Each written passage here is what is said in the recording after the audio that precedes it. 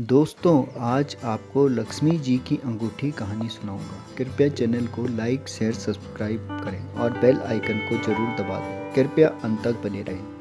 एक निर्धन व्यक्ति था। वह नित्य भगवान विष्णु और लक्ष्मी की पूजा करता था। एक बार दीपावली के दिन भगवती लक्ष्मी की श्रद्धा भक्ति से पूजा अर्चना की। कहते हैं कि उसकी आराधना से लक्ष्मी प्रसन्न हुई और वह उनके सामने प्रकट हुई और उसे एक अंगूठी भेंट देकर अदृश्य हो गई। अंगूठी सामान्य नहीं थी। उसे पहनकर जैसे ही अगले दिन उसने धन पाने की कामना की, उसके सामने धन का ढेर लग गया।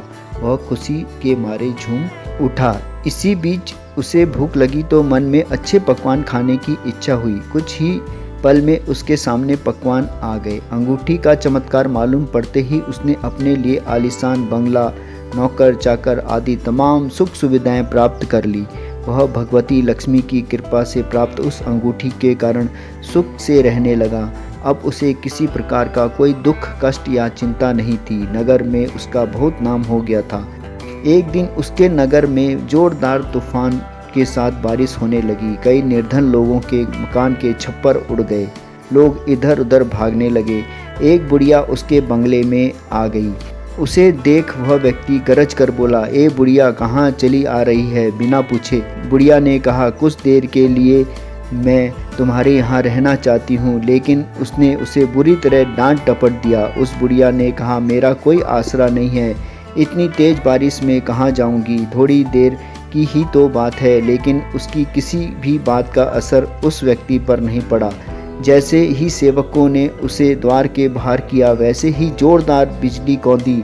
देखते ही देखते उस व्यक्ति का मकान जलकर खाक हो गया।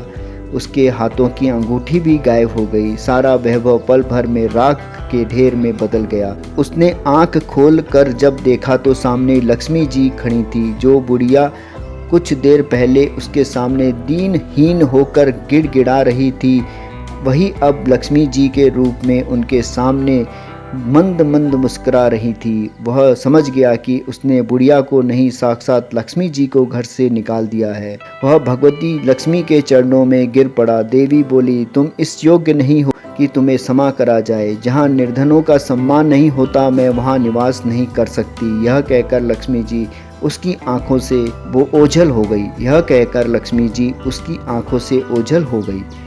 इस कहानी से हमें सीख मिलती है कि हमें कभी भी किसी निर्धन और असहाय लोगों का तिरस्कार नहीं करना चाहिए। हमेशा उन लोगों को सम्मान देना चाहिए। और लक्ष्मी जो निर्धन और असहाय लोगों को सम्मान देता है, लक्ष्मी उनके पास ही निवास करती है। धन्यवाद।